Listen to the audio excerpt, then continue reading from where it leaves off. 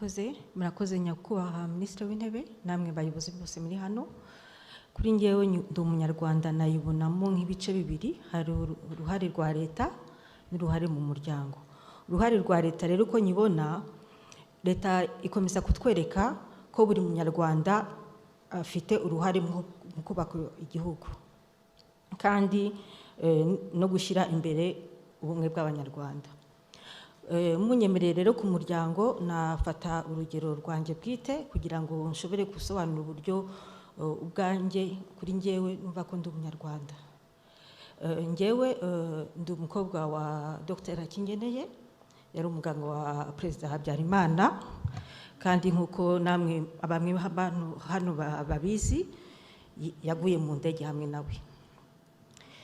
Iyo nkuru tumaze kuyumva ntabwo byari byoroshye, byari bikomeye cyane, birumvikana, ariko icyaje kuduhungabanya kurushaho nuko haje kuba jenoside yakorewe Abatutsi.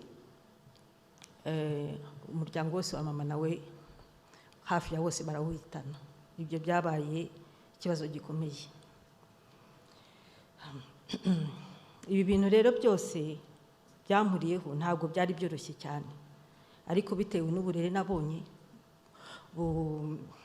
buzira amacakubiri byanyubatse mu bunyarwanda. No kuvuga ngo Irene,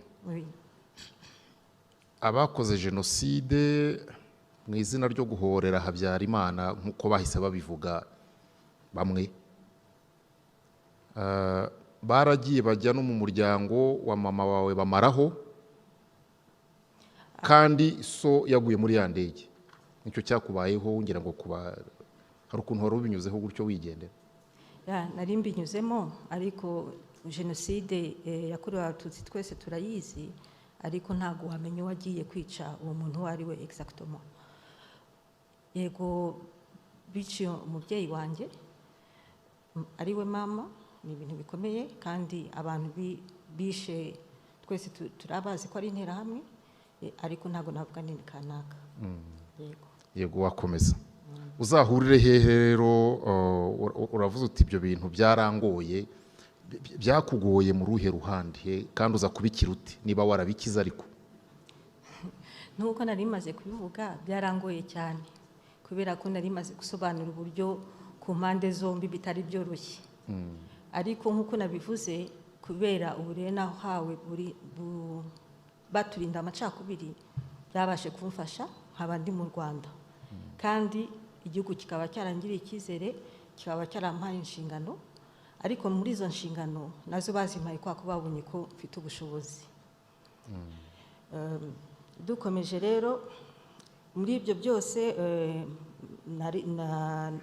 nagiye mu kazi bampaye nkakorana ingufu n'ubushake, ariko n'ako kazi naje guhura n'abantu bamwe batishimiye ko naba muri ako kazi, cyangwa se n'abandi hanze, byaba ari hanze cyangwa byaba ari mu kazi, nahuye n'abantu batabyishimiye. Nabyo nabyo bintera irindi hungabana, ariko ngira umuryango, ngira n'abandi bantu bamwe bari hano muri sare bafashije komera icyo gikomere. Nta muntu ujya umbarira inkuru y'igice ngo ncike. Uragira uti ngeze mu kazi, uravuga uti mu kazi bamwe barankomerekeje, utari ko no hanze. Ni hanze hehe? Dufasha aho hantu tuhumve. Mu kazi bagukomerekeje batugeze mu nshingano, abo bandi bo hanze uvuze ni bandi? Nubwo utatubwira amazina, ariko turi Abanyarwanda barimo kuganira, turumva icyo uvuze. Yego, ni mu kazi, mu nshingano nahawe mu gihugu, byaba mu kazi cyangwa mu gihugu hanze, abantu tudahuriye mu kazi, nibo nashatse kuvuga. Yego. Mu kazi bagukomerekeje bati ukigera mu nshingano? Ntago byabaye nkigera mu nshingano, ariko sinzi niba ari ibintu naza kuvugira hano. Ibyo wavugira mu ruhame. Yego, ntago ndumva twazashaka undi munsi. Nabyo ni igisubizo. Yego, murakoze. Yego, murakoze cyane. Ndi umunyarwanda rero, ndi umunyarwanda. Yabiyange mu rugo gute uko bireba uyu munsi? ndi umunyarwanda yaba iyanjye mu rugo twihereye mu nshingano z'umuryango tugira. Umuryango ugira inshingano zo kwita ku muryango, kugira umuryango utekanye, guha uburere abana buboneye, kandi n'ibikomere umuntu yaba yaragize akabirinda abo bana kugira ngo nabo baziyubake babe abana b'u Rwanda rw'ejo. Yego, turagana ku musozo w'ikibazo cya nyuma nkubaza, ni nacyo cya nyuma ngiye kukubaza. Ubwo urubyiruko rwaganiraga rwavuze ngo ababyeyi ni muduha ubudaheranwa aho kuduha ibikomere bitaba transgenerationnaire. Umubyeyi w'umunyarwanda ukomeretse, katuvuge ukomeretse kuko amateka abantu bayakomerekeramo, kugira ngo adahe umwana we igikomere ahubwo amuhe ubudaheranwa, urabona we yafashwe iki? Kugira ngo adahe umwana ubudaheranwa yabanza ubwe akibohora, akaganirizwa, akagira inama, akabohoka mbere y'uko aho umwana ubwo budaheranwa. Akaganirizwa nande? N'uwo ari we wese, byaba umuvandimwe, byaba inshuti, byaba se n'abandi. Hari uburyo butandukanye bwo kuganiriza umuntu. Yego. Afande Kabarebe, mu kanya tugiye kumva n'ibitekerezo byabo turi kumwe hano.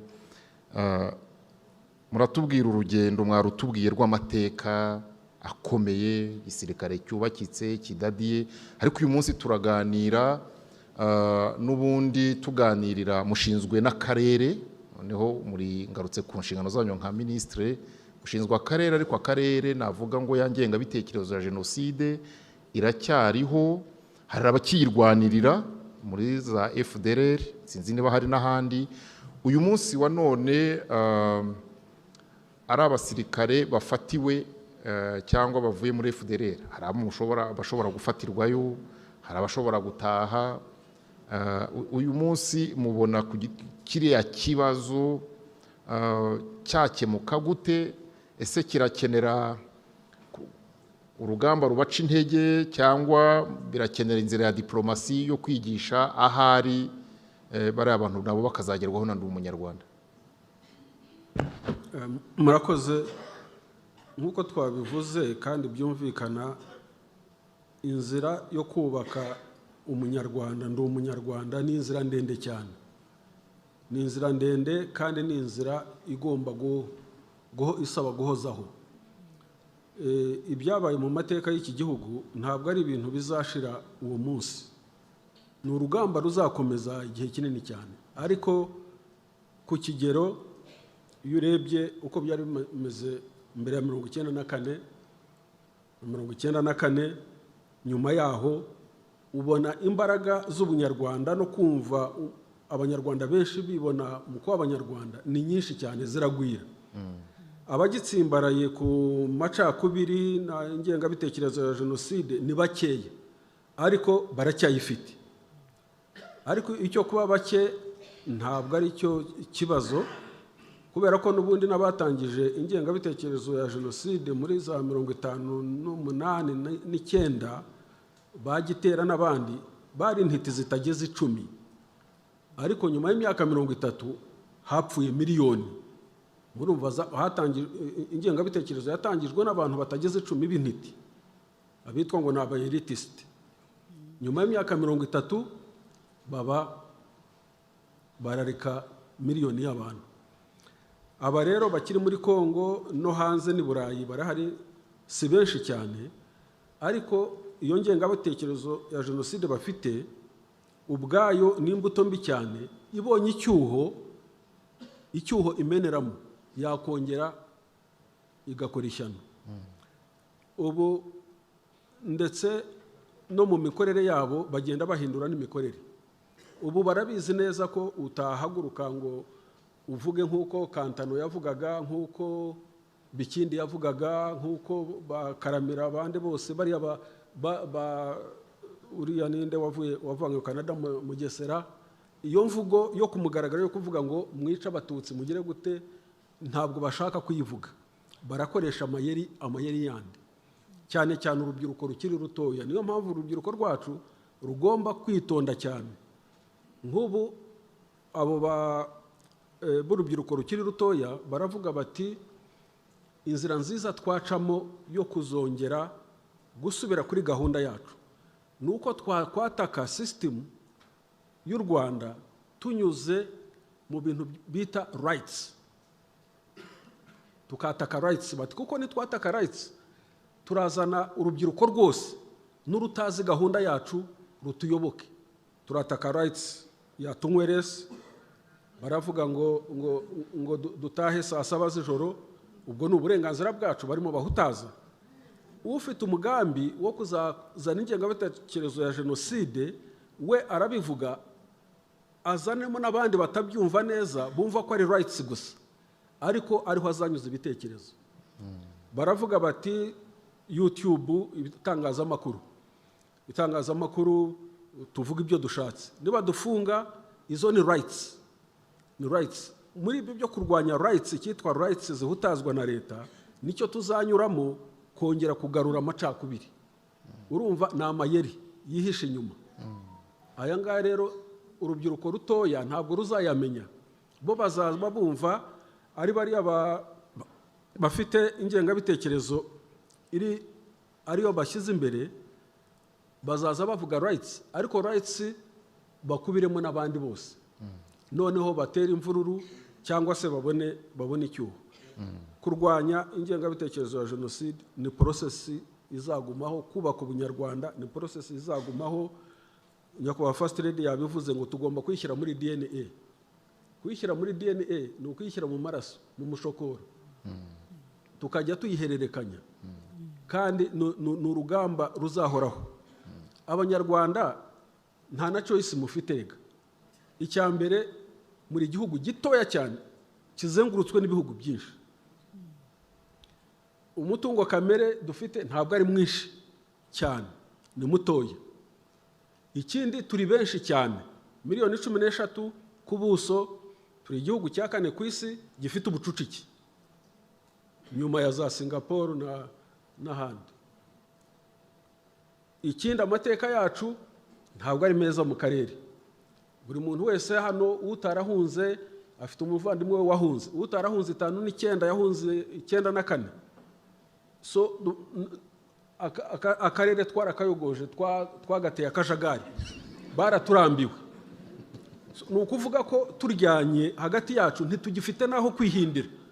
So by obligation tugomba kubana byanze bikunze, nta handi dufite kujya. Ubu ninde wakongera guhungira Uganda? Ninde bamwakira gute? Ninde wakongera guhungira i Burundi? Wakwakirwa nande? Ninde wahungira i Kongo? Murebe ibiriyo, mwahungira hese? Ni ukuvuga ko tugomba kuba hano. Niba tugomba kuba hano, tugomba kubaho neza, tugomba kubana neza. Nta choice nimwe dufite. Ariko rero tukagira n'ikindi kintu cyiza. Turavuga ubuso buto, umutungo muto, amateka mabi, ariko dufite n'ikintu cyiza. Kuba turi miliyoni 13 zifite umuco umwe, zivuga ururimi rumwe, tumaze imyaka 30 tubona kubana neza no kubana mu mahoro icyo bimaze. Kuki tutakubakira kuri icyo ngicyo? Kuki tutakubakira kuri icyo? Kuko hari icyo twahawe, niba ari Imana yabiduhaye, niba ari gihanga, niba ari iki, ariko icyo dufite umuco wacu, ururimi rumwe. Umukuru w'igihugu avuga mu gitondo, u Rwanda rwose rukamenya icyo yavuze, n'uri hanze y'u Rwanda. Umuyobozi ajya imbere y'abantu akavuga mu rurimi rumwe, igihugu cyose kikaba cyabyumvise. Ntabwo ari benshi babigira. Icyiza dufite rero ni mureke tukigumane. Kandi mutibaza ngo ingengabitekerezo, amacakubiri, ndi umunyarwanda izasenywa gusa n'ingengabitekerezo ya jenoside. No, ibizayisenya ni byinshi, ni nk'ibyo navuze bindi, ariko n'ubudutsiko, n'imiyoborere mibi, n'ubusambo, no kwikanyiza, no kwironda. Kandi ibyo kwironda uko tugenda twidevelopa, utibaza ngo bizagenda bikurikiza amoko cyangwa iki, bizagenda bikurikiza intérêt, ni interest, icyo musangiye. niho bizagira. Ariko byose iyo ari imico mibi iragenda igasenya igihugu, isenya igihugu cyasenyuka, ubunyarwanda bugasenyuka, nicyo bivuze. Twebwe rero nta cyose dufite uretse kwitondera imiyoborere. Uyu munsi turiho turavuga imiyoborere y'igihugu cyacu. Ubuyobozi nibwo butugejeje ahangaha tugeze. Guhera muri uko kubohora igihugu cyacu kugeza aho twahuriye na challenge ya genocide, aho ngaho cyari ikigeragezo gikomeye cyaho u Rwanda rwagombaga gusibangana, ariko abantu baraharenga kubera ubuyobozi dufite. Ubuyobozi ubu ngubu tugeze ku iterambere, turacyahanganye no kuvuga kubaka ubunyarwanda, ariko u Rwanda ruzabaho ejo n'ejo bundi. So n'abakiri batoya icyo mugomba kumenya ni ukwitondera ikintu cyitwa ubuyobozi, leadership, kuko leadership niyo yacunguye u Rwanda, ni nayo yatumye hataba ikibazo n'ibibazo nyuma y'uko jenoside yakorewe abatutsi ba 1994. Uwo umutima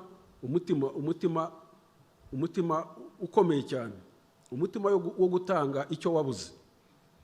Buriya abantu icyo batazi, iyo wavukijwe ikintu ukavutswa ikintu, icyo wavukijwe nicyo wumva watanga ukumva uranezerewe. Niko bimeze.